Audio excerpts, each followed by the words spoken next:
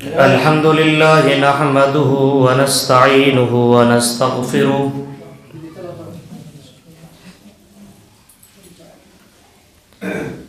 ونعوذ بالله من شرور أنفسنا ومن سيئات أعمالنا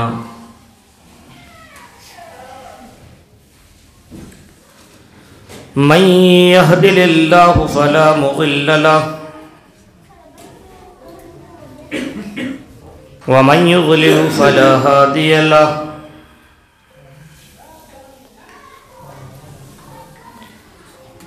وأشهد أن لا إله إلا الله وحده لا شريك له وأشهد أن محمدًا عبده ورسوله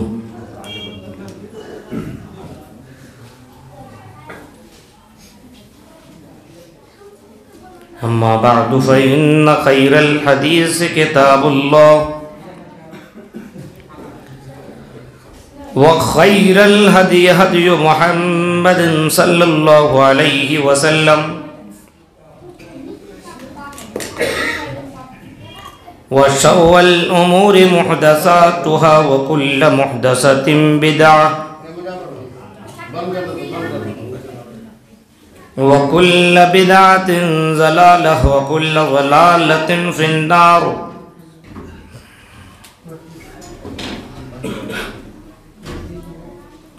أعوذ بالله من الشيطان الرجيم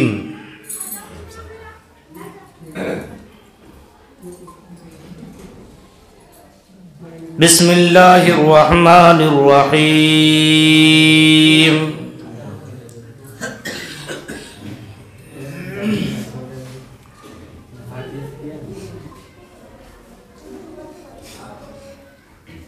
يا بني آدم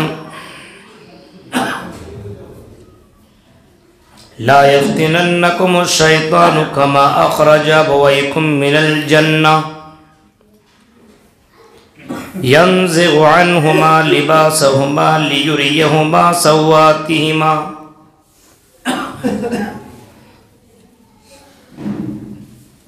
وقال النبي صلى الله عليه وسلم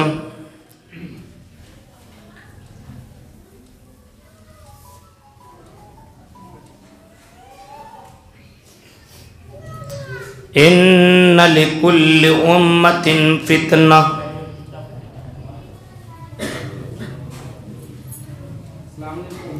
وفتنة أمتي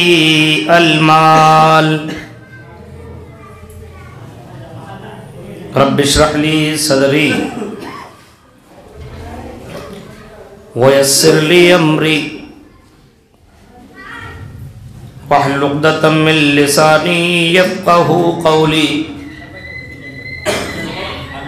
اللهم رب زدني علما آمین.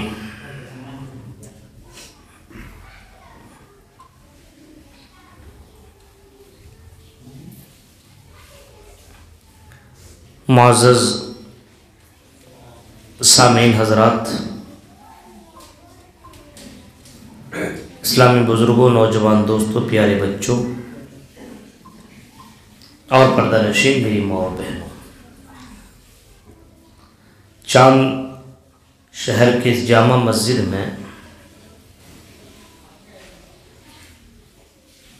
آپ کے بیچ میں پہلی بار کچھ کہنے کا اور آپ لوگوں کے بیچ میں روبرو ہونے کا موقع ملا ہے. ایسے آپ کے یہاں کے پچھلے سال سالانہ جلسہ میں آیا تھا اور مجھے آج کے اس پروگرام کا کچھ بھی ذہن میں نہیں تھا کہ مجھے پروگرام بھی کرنا ہے، لیکن آپ کو معلوم ہے کچھ لوگ ایسے بھی ہوتے ہیں جو علماء سے فائدہ اٹھانا جانتے ہیں اور ہونا بھی چاہیے، بڑی خوشی کی بات ہے. ویسے ہمارے چاندپور کے بہت سے لوگوں سے تعلقات ہیں، خصوصاً ہمارے صاحب بھائی ہیں، تنظیم بھائی ہیں، ان لوگوں نے مجھے فتح پور سے رات میں اپنے اس شہر چاندپور میں لایا، چاند شہر، اور آپ کے بیچ میں رہا، اور میں بھی سوچا کہ بھائی دن بھر ہوں تو کم سے کم ایک نیک کم کر لیا جائے، اور یہاں پہ رہنا اور لوگوں سے ملاقات کرنا یہ بھی ایک ثواب کا کام ہے، لیکن دعوت و تبلیغ جس مقصد کے لیے ہمیں اور آپ کو اللہ نے پیدا کیا ہے وہ کام ضروری ہے۔ بہت لمبی چوڑی آپ کے سامنے تقریر نہیں ہوگی، اور بہت لمبا گفتگو آپ کے سامنے میں کرنے والا بھی نہیں ہوں، تھوڑی دیر تک میں آپ کے سامنے باتیں رکھوں گا۔ اللہ رب العالمین نے ہمارے باپ آدم اور ہم سب کی ماں حوا کو اللہ تعالیٰ نے جب پیدا فرمایا اور دونوں کو جب جنت کے اندر رکھ دیا تو اللہ نے اس وقت ایک بات کہی تھی، اور وہ بات آج بھی قرآن کریم کے اندر موجود ہے۔ وَيَا آدَمُ اسْكُنْ أَنْتَ وَزَوْجُكَ الْجَنَّةَ، اے آدم انت وزوجک الجنہ، تم اور تمہاری بیوی جنت کے اندر رہو، تم بھی جنت میں رہو اور تمہاری بیوی بھی جنت میں رہے، اور یہ جنت میں نے تمہارے لیے بنائی ہے۔ اب اندازہ لگا سکتے ہیں جنت ہے، اور جنت میں دونوں کے دونوں ہیں، بس ایک دو پنکھا کافی ہے، زیادہ مت چلیے۔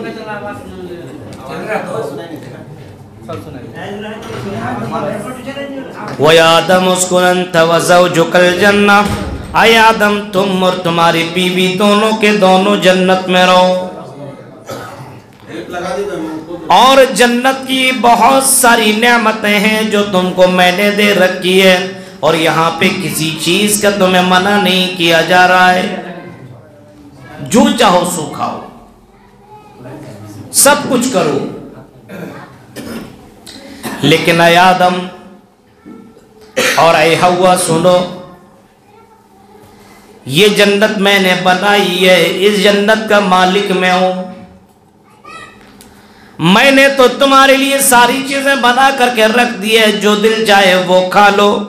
جو من کرے وہ کرو، جہاں جانا وہاں جاؤ، اور کوئی بھی نعمت ختم ہونے والی بھی نہیں ہے۔ اے آدم اور حوا، لیکن اس بات کو ذہن میں ڈال لو، ایک درخت ہے اور اس درخت کے قریب مت جانا، یہ میرا آرڈر ہے، یہ میرا فیصلہ ہے۔ وَلَا تَقْرَبَا هَذِهِ الشَّجَرَةَ، اے آدم و حوا تم اس درخت کے قریب مت جانا۔ باقی جتنے بھی درخت ہیں سب کے پاس چلے جانا، اور جو جتنا من چاہے اتنا کھانا، اور جو چاہے سو کرنا، لیکن یہ کام مت کرنا۔ انسان کی فطرت ہے، جس چیز سے منع کرو گے وہی کرے گا، فطرت ہے۔ آپ کوئی سامان گھر میں رکھ دیجئے چھپا کر کے، اور اوپن چیزیں بہت ساری ہیں، بچہ اوپن چیزوں پہ دھیان نہیں دے گا، جو آپ چھپا کر کے رکھیں اسی کو ختم کر دے گا۔ انسان کی فطرت ہے، اسی کو دیکھے گا۔ اب شیطان کو یہاں پہ اس کو موقع مل گیا،